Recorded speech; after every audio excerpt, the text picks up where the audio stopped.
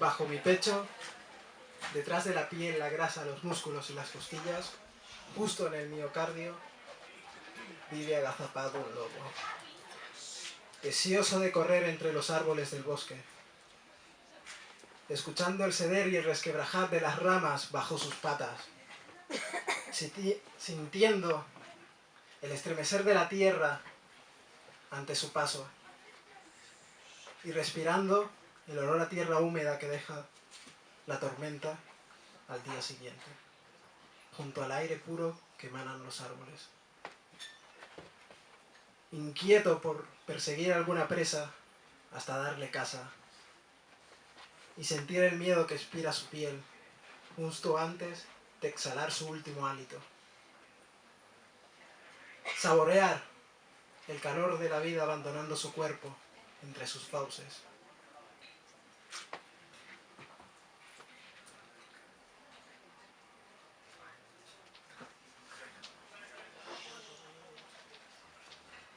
Inquieto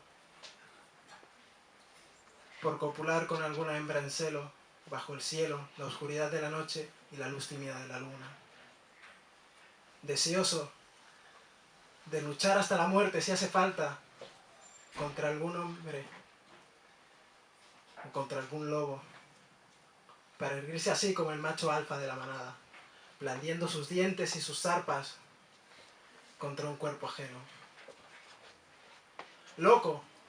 por aullar desde lo alto de alguna montaña, lejos, diciéndole al mundo y al bosque que está ahí, lejos de la gente, los compromisos sociales, la moralidad, la ética, la vergüenza, los estereotipos, los prejuicios y los ridículos cánones de belleza. Lejos de los zapatos, la ropa, los móviles, los coches, los semáforos, la prisa, el trabajo, los estudios, el llegar a fin de mes, la hipoteca y el absurdo pasar por el aro del sistema. Estoy ansioso por decirle al mundo en un aullido que no sobrevivo, que vivo, que soy libre, porque ni la piel, ni la grasa, ni los músculos, ni las costillas bastan para aislar el corazón del mundo.